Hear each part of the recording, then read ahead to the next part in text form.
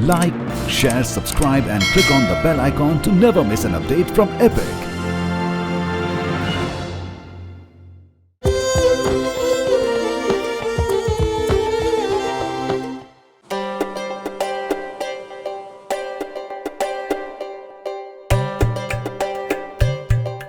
साहिल से क्षितिज तक सिर्फ दरिया ही दिखाई देता है, और ये दरिया सही मायनों में दरिया दिल है, जो लोगों को खाना और मछुआरों को रोजगार मुहैया करवाता है। धूप से तपती जमीन चाहे उपजाऊ ना हो, मगर अपने बच्चों को कभी भूखे पेट नहीं सोने देती। और धान के ये खेत लिपटे हैं यहाँ की जमीन पे, जैसे किसी ने हरे रेशम से बुनी चादर ओढ़ रखी है।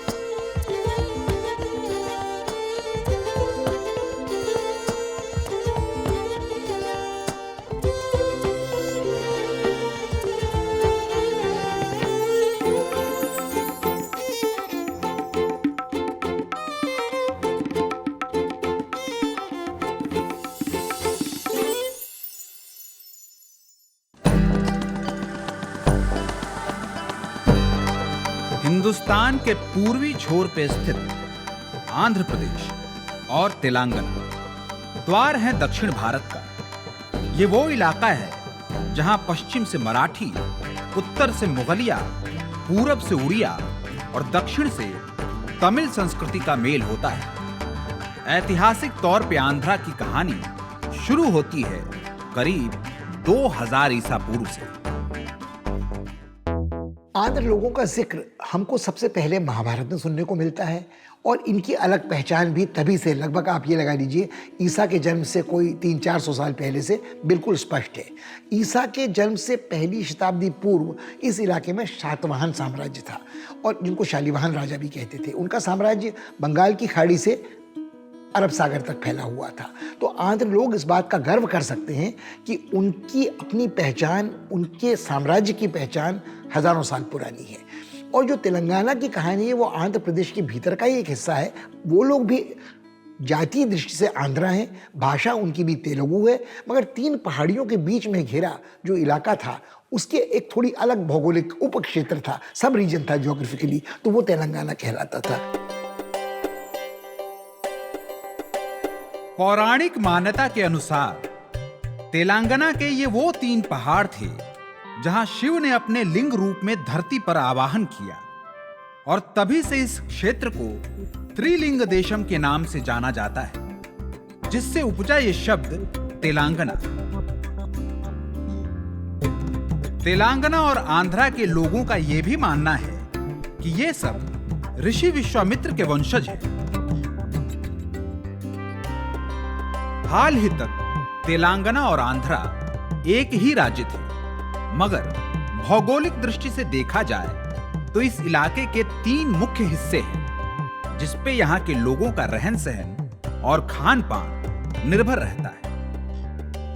तेलुगु लोग अपने खाने को अन्नम कहते हैं, और अन्नम शब्द से ही बनता है आंध्रा। तो आंध्रा माने अन्नम, और अन्नम का मतलब आंध्रा।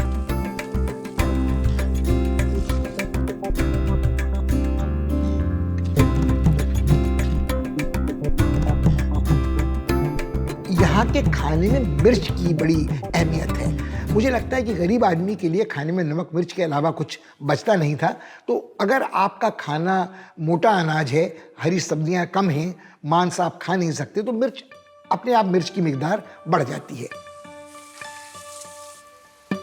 आंध्रा का दूसरा इलाका है यहाँ का तटवर्ती इलाका सीमांध्रा, जो धनी है धान के अपार खेतों से। कृष्णा गोदावरी दोआब के बीच स्थित यह इलाका काफी उपजाऊ है, जिसकी वजह से यहाँ इफरात में फल, सब्जी और अनाज उगते हैं। यहाँ बेहतरीन चावल पैदा होता है, और यहाँ के मिलेट्स जो बाजरा और रागी आदि हैं वो सबसे बड़ा निर्यात इस प्रदेश से किया जाता है। गुड़ यहाँ बहुत अच्छा बनता है। तो यहाँ ईख की खेती होती है। तो यहाँ के खाने में ये स्वाभाविक है कि आपको गुड़ मिलता है, नारियल मिलता है, चावल मिलता है, समुद्री जो मछलियाँ और केकड़े और झींगे मिलते हैं वो हैं।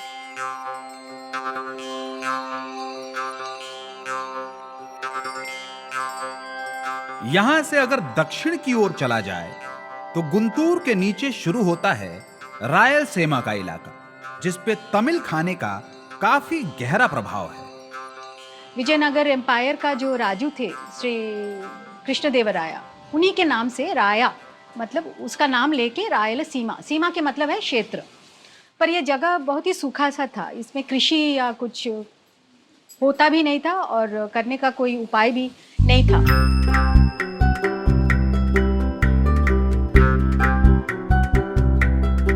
खाने पीने के मामले में इन तीनों इलाकों में सबसे खुशहाल और समृद्ध है कृष्णा गोदावरी दोआब और यहाँ का तटवर्ती इलाका सीमांध्रा। यहाँ के लोगों का मूल अनाज है चावल और उपजाऊ धरती के वरदान के कारण आंध्रा हिंदुस्तान के उन राज्यों में से एक है जहाँ चावल भरपूर मात्रा में उगाया जाता है। So rice is a high calorie diet. चावल एक हाई कैलोरी ग्रेन है और ये काफी पौष्टिक भी है। यहाँ बाकी चीजें भी चावल से ही बनती हैं। मिसाल के तौर पे इडली, डोसा, ये सब चावल से बनता है। तो चावल आंध्रा के खाने का एक प्रमुख हिस्सा है। चावल की फसल एशिया के भूतपूर्व गोंडवाना लैंड में पाए जाने का अनुमान है आज से कुछ 1 करोड़ साल पहले, और माना यह जाता है कि अनाज के रूप में चावल दक्षिण भारत पहुंचा करीब 1400 बीसी के बाद और कृष्णा, गोदावरी और कावेरी के आसपास के इलाकों में इसकी भरपूर खेती होने लगी। इस चावल को लेके आंध्र प्रदेश और दक्षिण भारत में एक ऐसी डिश बनती है जो अमीर और गरीब हर आदमी शौक से खाता है। दही चावल यानी कर्ड राइस एक ऐसी डिश है जो दक्षिण भारत में काफी लोकप्रिय है और ये डिश यहाँ करीब 3200 साल से खाई जा रही है। दही चावल के साथ टैमरिंड राइस, जिसे यहाँ पुलिहोरा कहा जाता है, वो भी काफी मशहूर है सीमांध्रा और रायलसीमा में। इमली के इस्तेमाल के बारे में हमें 15वीं सदी के बाद पता चलता है। उससे पहले इसके बारे में बहुत कम पढ़ने को मिलता है। खाने में खटास के बारे में हमें काफी पहले से पढ़ने को मिलता है, मगर ये इमली से नहीं आता था।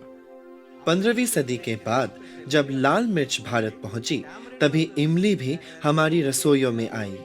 इससे पहले इसे एक आयुर्वेदिक औषधि के रूप में इस्तेमाल किया जाता था।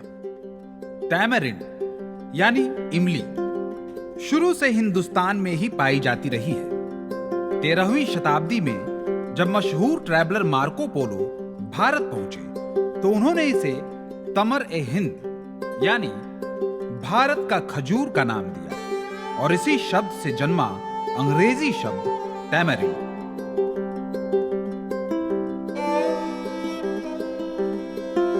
और इमली से बने इन चावलों का जिक्र मिलता है 17वीं सदी में केलारी साम्राज्य के शासन में, मगर इमली और चावल खाने का रिवाज शायद उससे भी काफी पुराना है।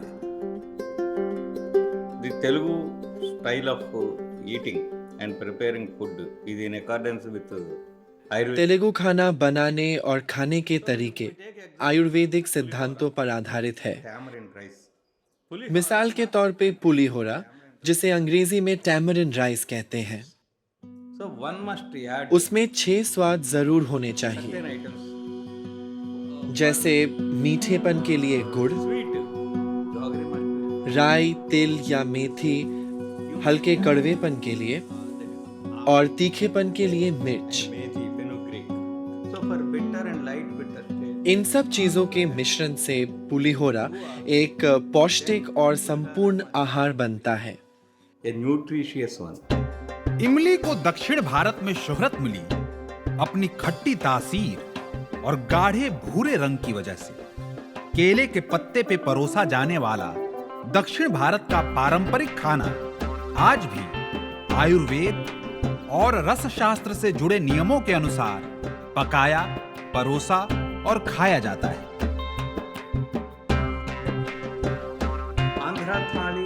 आंध्रा थाली कम से कम 5 व्यंजनों का मेल है।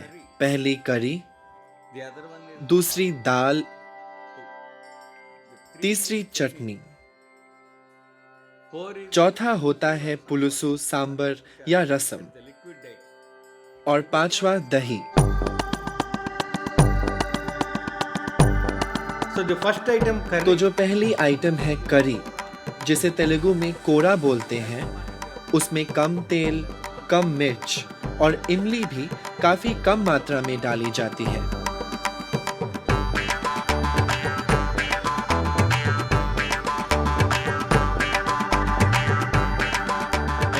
और फिर आता है पप्पू यानी दाल, जो मूंग दाल और चावल का मिश्रण होता है, और ये व्यंजन हमारे लिए काफी शुभ माना जाता है।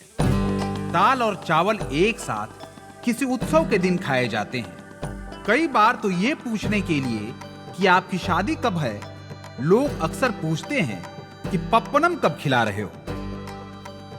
And chutney, as far as chutney concerned, और जहां तक बात रही चटनी की, तेलुगु लोग हर तरह की सब्जी से चटनी बनाते हैं। ये करी हमारी करी और चटनी में लगभग बराबर की सब्जियां होती हैं।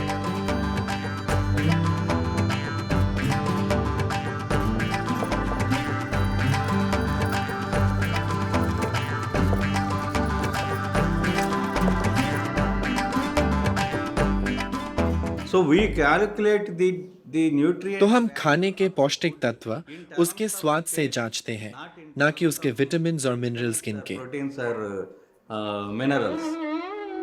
केले के पत्ते पे खाना परोसने का ये रिवाज हजारों साल से चला आ रहा है, और दक्षिण भारत के लोगों का ये मानना है कि केले के पत्ते पे खाना खाने से खाने में एंटीबैक्टीरियल तत्व आ जाते हैं। करीब 1000 किलोमीटर लंबी तटवर्तीय रेखा होने का प्रभाव आंध्रा के खाने पे भी देखने को मिलता है। समुद्र से पकड़ी मछली, क्रैब, लॉबस्टर और प्रॉन यहां एक डेलिकेसी नहीं बल्कि आम खाने के तौर पे खाई जाती हैं। And large the areas of ज्यादातर टैंक्स और पॉन्ड्स यहाँ आसानी से उपलब्ध हैं। इसी वजह से फिश हमारे खाने में काफी देखने को मिलती है। prime food for Telugu people. The chapala pulusu. चेपा पुलुसु मछली की एक ऐसी डिश है जो तेलुगु लोगों को काफी अच्छी लगती है। मछली खाने का चलन हिंदुस्तान में मानव इतिहास के आरंभ से जुड़ा है। मध्य भारत के 10,000 साल पुराने भीमबेटका गुफाओं के चित्रों में भी मछली पकड़ना दर्शाया गया है, और सिंधु घाटी सभ्यता के दौरान मछली इफ्रात में खाई जाती थी। 17वीं शताब्दी के मशहूर ट्रैवलर फ्रांसिस बर्नियर आंध्रा से जुड़े विजयनगर साम्राज्य में मिलने वाली मछली के बारे में लिखते हैं कि हर किस्म, दाम और साइज की मछली यहां आम तौर पे उपलब्ध है।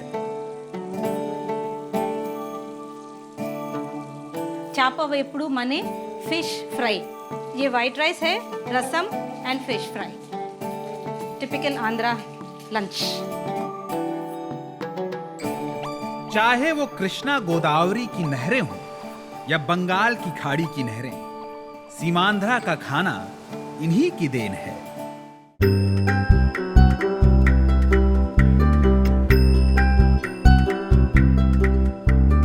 हिंदुस्तान में शायद ही ऐसा कोई राज्य हो जो आंध्र प्रदेश और तेलंगाना की भौगोलिक विविधता का मुकाबला कर सके, जहां सीमांध्रा में समुद्र तट, गोदावरी और कृष्णा के कारण मछली और धान की इफरात है, वहीं गुंटूर और वारंगल जैसे इलाकों का गर्म और सूखा वातावरण लाल मिर्च की खेती के लिए मुनासिब है।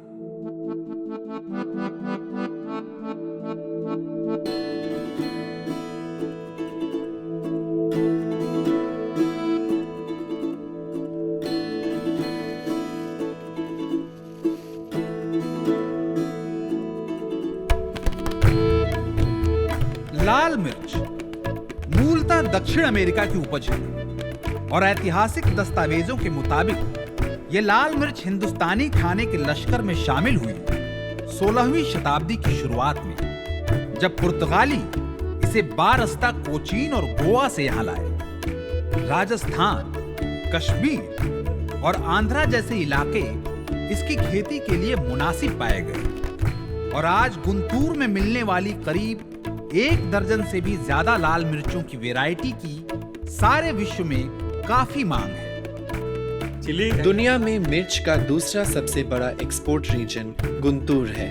गुंटूर सन्नम गुंटूर चिली की सबसे मशहूर वैरायटी है, जो अपने पतले आकार और तीखेपन के कारण जानी जाती है। इसके अलावा तेजा 334 नंबर, 273 नंबर, फटकी, बेड़की और वंडर हॉट चिली भी गुंटूर चिली की ही वैरायटीज हैं, जिसकी मांग दुनिया भर में है।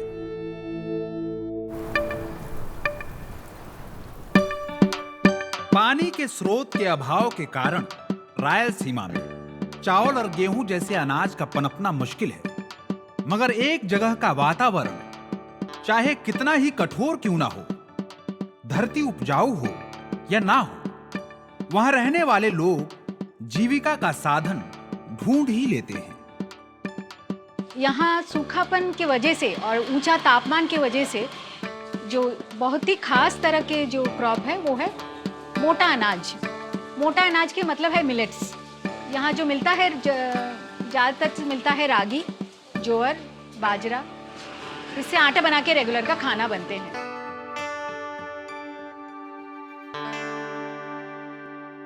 रागी और ज्वार दोनों का विकास अफ्रीका में यूथोपिया के आसपास के इलाकों का माना जाता है और ये रागी भारत पहुंचा आज से कुछ 4000 साल पहले हिंदुस्तान के पश्चिमी छोर पे, जब इनके बीज मॉनसून या समुद्री लहरों के साथ यहां आए। एक और धारणा के अनुसार उस जमाने में अरबी व्यापारियों का बारस्ता समुद्र हिंदुस्तान में बहुत आना जाना था और रागी और ज्वार के बीज शायद उन्हीं की नावों में सवारी कर पहुंचे हों हमारे तटों पे। गुजरात के कच्छ इलाके में सरकोटा नाम के जिले में करीब 3800 साल पहले रागी के होने के प्रमाण मिलते हैं और दक्षिण भारत में इस अनाज का उल्लेख आज से करीब 3400 साल पहले से मिलना शुरू होता है।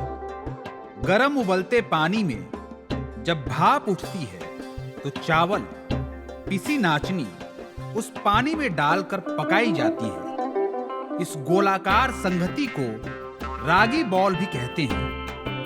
सीमांध्रा की उपजाऊ जमीन से लेके और रायलसीमा की गर्म और कठोर धरती तक दक्कन का खाना हर कोस पे रंग और स्वाद बदलता है। सीमांध्रा, तेलंगाना और रायलसीमा इन तीनों क्षेत्रों के खानों को साथ जोड़े रखता है यहाँ की चटनी और पोड़ी खाने का चलन। अमरावती और नागार्जुन जैसे रेस्टोरेंट जो खाना आज बेचते हैं, जिसे आंध्रा का खाना कहलाया जाता है, आंध्रा की थाली, उसमें मिर्च तेज होती है। और जिनको मिर्च से परहेज है वो इसको सिर्फ चखना भर चाहें तो वो गन पाउडर का इस्तेमाल कर सकते हैं। यहाँ दर्जनों तरह की पूड़ियाँ यानी पाउडर बनते हैं, उनमें तीखापन जरूर होता है और जो लोग आंध्रा की संतान नहीं होते उनको ये बंदूक की गोली से ज़्यादा घातक लगता है और इसीलिए शायद इसे गन पाउडर नाम दिया गया है। गीली चटनी, सूखी पोड़ी और अचार खाने का चलन हिंदुस्तान में 3000 साल से भी ज्यादा पुराना है। 16वीं सदी के कन्नड़ ग्रंथ लिंग पुराणा में 60 से ज्यादा तरह के अचारों का जिक्र मिलता है। ये करी और चटनी में बराबर की मात्रा में मिर्च पड़ती है। खाने की किसी भी चीज का अचार, बोरा यानी पोड़ी और चटनी बनाना इसे एक अलग रूप और स्वाद तो देता ही है, मगर साथ ही ये खाने को प्रिजर्व करने का एक प्राचीन नुस्खा भी है। जब रेफ्रिजरेशन का आविष्कार नहीं हुआ था और मुसाफिरों को अपने साथ वो खाना रखना पड़ता था जो जल्दी खराब ना हो, इस चटनी, पोड़ी और अचार का आंध्रा थाली के साथ काफी सेवन किया जाता है और ये थाली अपनी गोद में समेटे बैठी है यहाँ के खाने की विविधता को। कृष्णा और गोदावरी दोआब में खिलखिलाते धान के खेत गवाही देते हैं कि नदी को मां का दर्जा यूं ही नहीं दिया जाता। गुंटूर की लाल मिर्चों का रंग उतना ही सुनहरा है जितना गहरा हिंदुस्तानी खाने पे पुर्तगालियों का प्रभाव। और कभी शांत तो कभी गुस्सैल, ये अपार दरिया एक राजा की तरह पालन और पोषण करता है अपनी प्रजा का। ये थी कहानी तेलंगाना और आंध्रा के खाने की।